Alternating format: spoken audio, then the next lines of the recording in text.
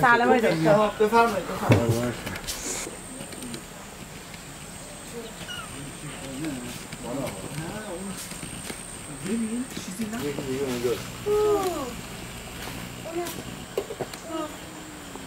یکی دیگه هم اونجا.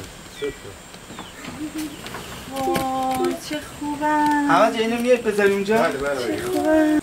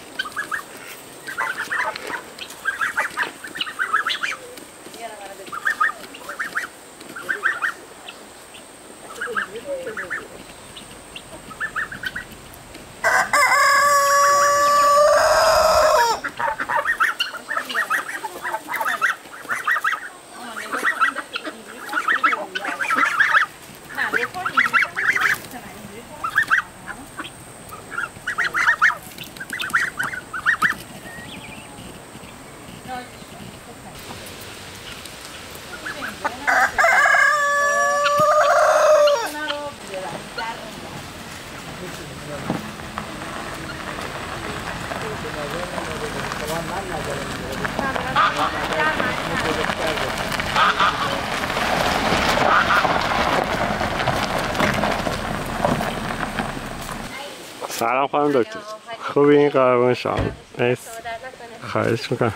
کلینیک بودم.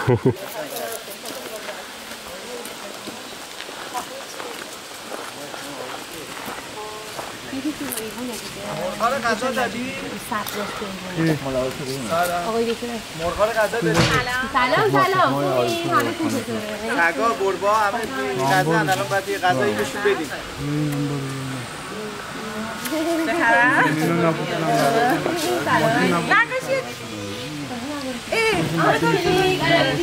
آقا بیا یه ذره درخت‌ها رو باید خاک بدیم. بیا من کمک چکمه منو بیارید.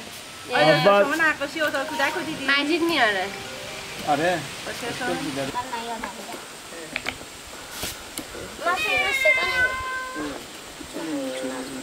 بابا از طرفم نیست. آقا کجا رفتی از سر پول دختر من بالا؟ شیطونه. بابا ما کن نگیم. الان اینا سه رو باید بیان شاید. باید آقای دکتر همین باشه. یعنی یه طرف چیز. یه چیز این شکلی داریم. ساده این چیز. با این ترکیب من خرچاتو میذارم بیرون که میتونم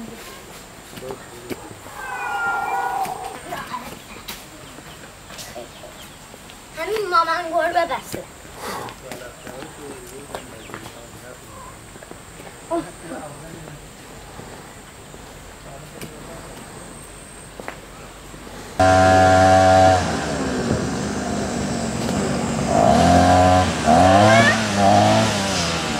برو آقا برو پایین داداش برو عزیزم برو پایین برو پیش بچه‌ات آفرین دوست داری؟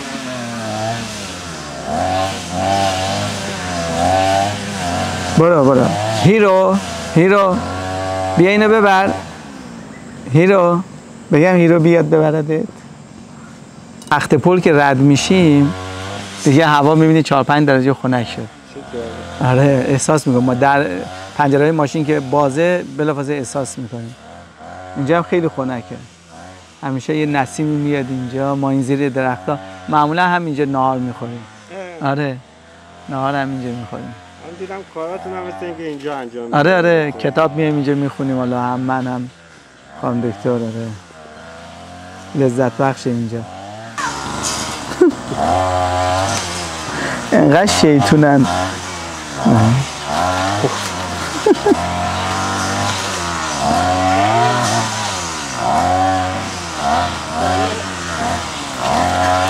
بوزه شاخت نزنه کوچولو بیا بریم باید مرغا رو غذا بدیم. من یه ذره کار دارم باید خاک بکنم درخت‌ها رو درست کنم. بیا چکمه های منو بیار من باید برم مرغا رو خواب. غاز خیلی داشتیم 10-12 تاشو بردم دادم به مامانم. اونا تو ییلاقن الان.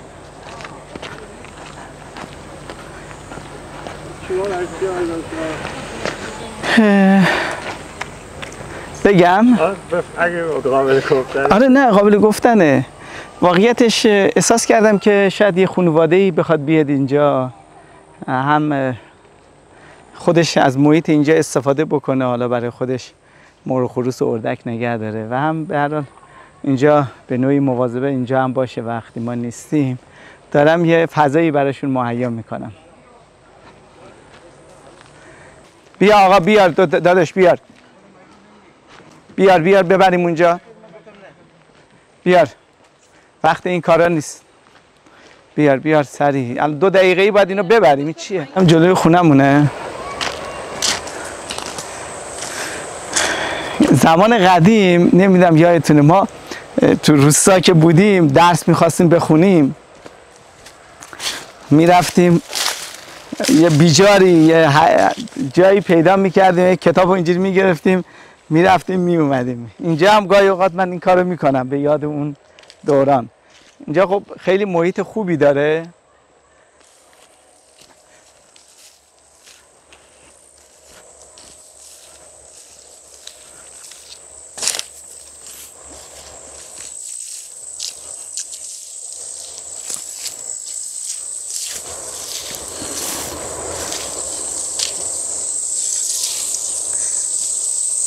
میدونی من کار مزرعه هم خیلی دوست دارم.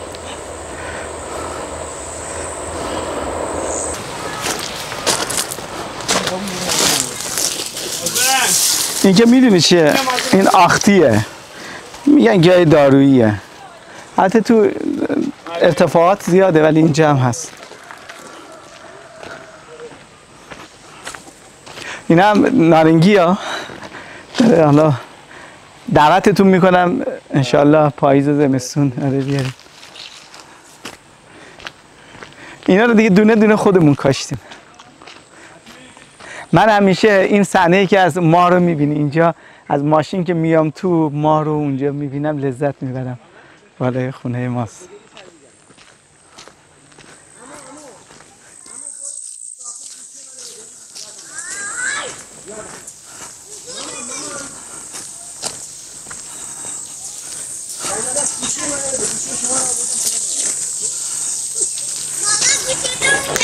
روشنا اینجا برای خودش دوچرخه سواری میکنه.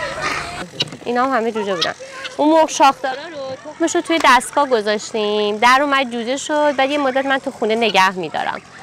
بعد یکم بزرگ که میشه میارمشون اینجا. این دو تا مرغ شاخدارا برای همین خیلی دستی هستن. جوجه بودن اینا. آره اینا خیلی دستی هستن. الان غذا بیارم بیا. میان. بیا. بریم اون و یه ذره غذا بدیم. بیام بیرون؟ نه اینا رو بزنین تو بمونن که بعد بخوابن. خب الان صدا میکنم میان.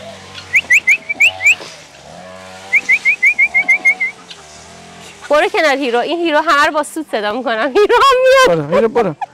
همه ایوونا جمع شدن. بیا.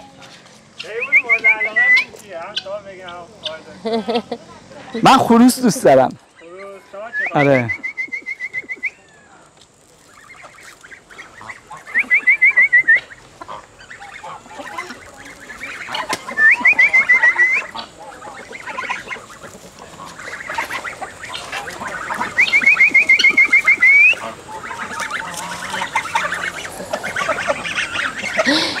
سگ اینجاست میترسم. هیرو پاشو. خوشو لوس کرده. ما رو کم میبینه میاد اینجا خوشو لوس میکنه. خب بفرمایید جان. آقا مجید هیرو رو صدا کن بذار بیاد. برو. فقط اون بگه حرف برو. آره.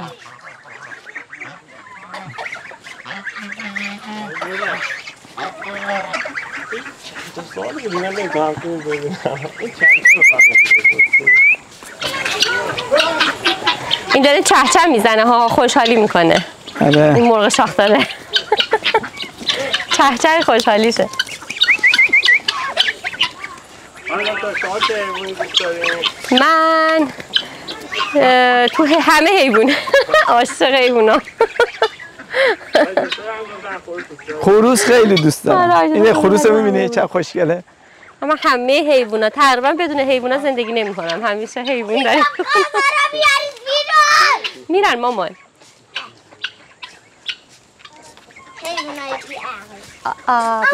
گربه منه ماما. چه بیجا باشه الان میدم به تو.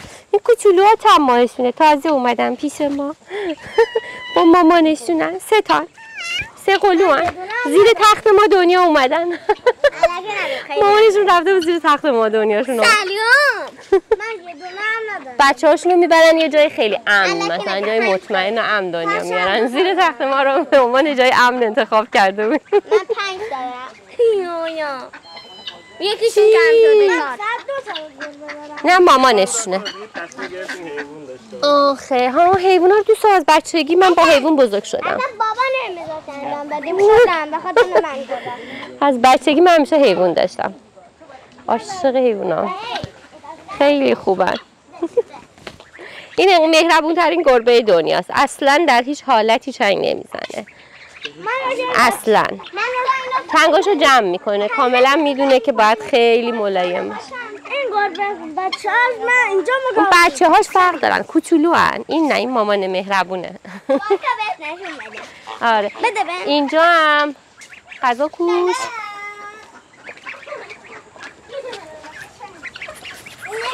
اینجا هم چند تا جوجه داریم. اینا رو تو دستگاه گذاشته بودیم. میای؟ بعضی وقت میایم بی حیوانات زحمت. بیمار میشن اینا رو قرنطینه میکنه سارا. آره بیت کمی نترسن ببخشید بکنم. اینا تو دستم غذا میخورن. چیه؟ گشنتون مونده؟ مال با مال من گشنتون بگیم موندی؟ گشنه موندین؟ وای مال وای من. وای. بیا تو بگیری خوبه تو هم خوبه. زدی دفعه خوب ریختی. این کاکلیه. مامانش کاکلیه، باباش هم امپراتوره. پاهاشون اینجوری پر شده، به اینا میگن امپراتور. این دستگاه جوجه کشی مونه. الان 20 ماه پیش گذاشتیم. 21 روز جوجه های سریا در میان. هنوز در نیومدن. فردا فکر کنم گروه اولشون شروع کنن در اومدن. تو زمانهای مختلف گذاشتیم. روشون تاریخ میزنیم که بدونیم. مثلا اینو 20 گذاشتیم. این البته مرغ شاخداره. مرغ شاخدار بیشتر میمونه. دیرتر در میاد. اینو 20 گذاشتیم. این باید فردا در بیاد. امروز چندمه؟ امروز 10. 10. فردا که 11. این بعد یا فردا یا پس فردا در بیاد. اینم 20 گذاشتیم. این دستگاه جوجه، این جوجه ها تو این دستگاه بودن. در آوردیمشون بزرگ شدن. اون مرغای شاخدار هم همینطور. تو همین دستگاه گذاشتیم بعد در اومد بزرگشون کردیم. فکر کنم اون رسیده دیگه. آره دونه هاش کم سپنده کم نمیخوری؟ خوردنی شده. سپنده جان بیا. این باغچه ها رو همه رو خودم کاشتم. عاشق گلگی هم. همه اینا رو تکثیر میکنم، قلمه میزنم. داره؟ این پیچک ها رو زمستون قلمه زدم. گربه رو نگاه. این گلای گربه یاس رو نگاه. خودم قلمه گربه، زدم. گربه، اینم گربه. سیب چیزه، سیب ژاپنیه. بالای درخت. این گل لادنه، دونش بیا رو بابا. کاشتم. دیگه اینم که شببو هنوز چیزه، کم مونده. لاله عباسیه. خوشمزه است. بعد دیگه چی داریم؟ اینجا یه سری هم یاس زرده که از اونجا تو حیاط که میکارم بزرگ که میشن هرس میکنم قلمه میزنم. اینا هم که گلای آپارتمانی حالا رو ایوون گذاشتم. برگنجیریه. بعد اینا همه یاساییه که خودم قلمه زدم از یاس مادر. یکی بود ازش 10-20 تا گرفتم. بیشتر این جلویا یاسن. گلای نازن اینا که یک عالمه فکر کنم حدود 200 ازشون قلمه گرفتم، بعد الان کاشتمشون دور باغ. آره خیلی قشنگه. ما اینجا رو اینا هم که همشون گندمی میگم بهشون، اینا رو هم همه رو قلمه زدم. جودت همش تکثیر شده. اینجا هم چیزش ماسه دریایی ریختیم که بچه‌ها بازی کنن. بچه‌ها عاشق شن بازی ان. یه تیکه رو جای محوطه کردم برای روشنا دوستاش میان اینجا شن بازی میکنن به هوای کنار ساحل. این کاجا رو بهمون منابع طبیعی دادن، در واقع روز درختکاری یه تعدادی چند تا دونه اینجا کاجا رو کشیم. کوچولو بودن، این قدری بودن، اینجا بزرگ شدن خیلی بزرگ شدن. بعد این گلای ناز که گفتم همیناست، اینا رو همه رو خودم تکثیر کردم، مثلا نخریدم هیچ کدومو. این همینطور الان اون پیچک و این گلا اکثرا همه تکثیری ان، همینطور این گلای مرداب، یعنی یه دونه بوته مادر بوده همه رو ازش قلمه گرفتم تکثیر کردم. این راغ رو کلا همینجوری خوشگل کردیم. آره. این امپراتور ماست. امپراتور.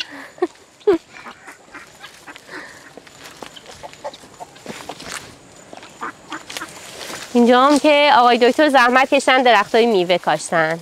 درختای میوه با ایشون بوده. اینا رو همه رو. این چیه؟ درخت چیه؟ این بهه نداده امسال. تازه البته 1-2 سال کاشتیم که تازه داره بزرگ میشه. اینا هم اردکامونن، اینا هم همینطور تو دستگاه گذاشتیم، در اومدن. اینا همه خودمون در آوردیم تخم.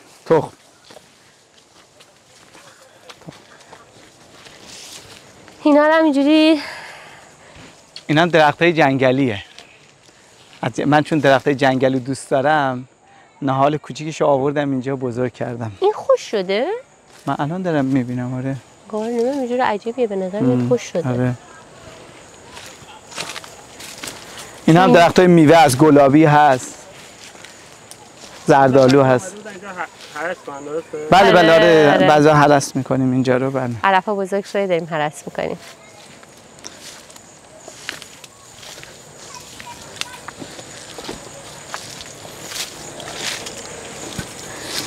نه همشون درختای میوه مختلف کاشتیم، ولی خب حالا رشت خیلی تا بزرگ بشه نمیدونم میوه خوبی بده نده. یه سری پرتقال کاشتیم این طرف. این تیکر هم همونجوری تا اونجا هم چیز کردیم. بقیه‌اش هم داریم الان میکاریم. دوره حیاط رو داریم باغچه میکنیم. دکتر اینجا چیکار دارین میکنی؟ برای درخت‌ها یه ذره ریشه هاشون اوریان شده، میخوام خاک ببریم روشون بریزیم. آره اینجا رو در واقع حالت استخر فلان میشه، توی پاییز و اینا آب میگیره. بعد این قسمت خیلی خاک خوبی داره، نمیدونم چجوریه، مثلا توی این چیزای زمین شناسی مثل شن میمونه، یعنی یکم زیر روش سفت خاکاها ولی اون زیر خاکای نرم شنی داره که گیاها دوست دارن. مثلا این همه انرژی میذاریم توی محتوا اینا، بعد چجوری میرسیم به این کار؟ انرژی داریم. آره واقعا اینجا میایم انرژی میگیریم، تازه انرژیمون رو بازسازی میکنیم. نه اینجا خب به هر حال وقتی که آدم میاد توی طبیعت اون زمان اصلا انگار دوباره زنده میشیم، کاملا شارژ میشیم با طبیعت. اون عشق دیگه، عشق میگیریم، انرژی میگیریم، خیلی لذت بخشه. شما چطور آقای دکتر؟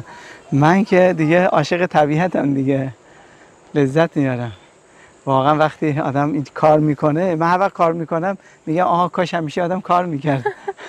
تمام استرس ها خالی میشه، جریان خون تو بدن راه میفته.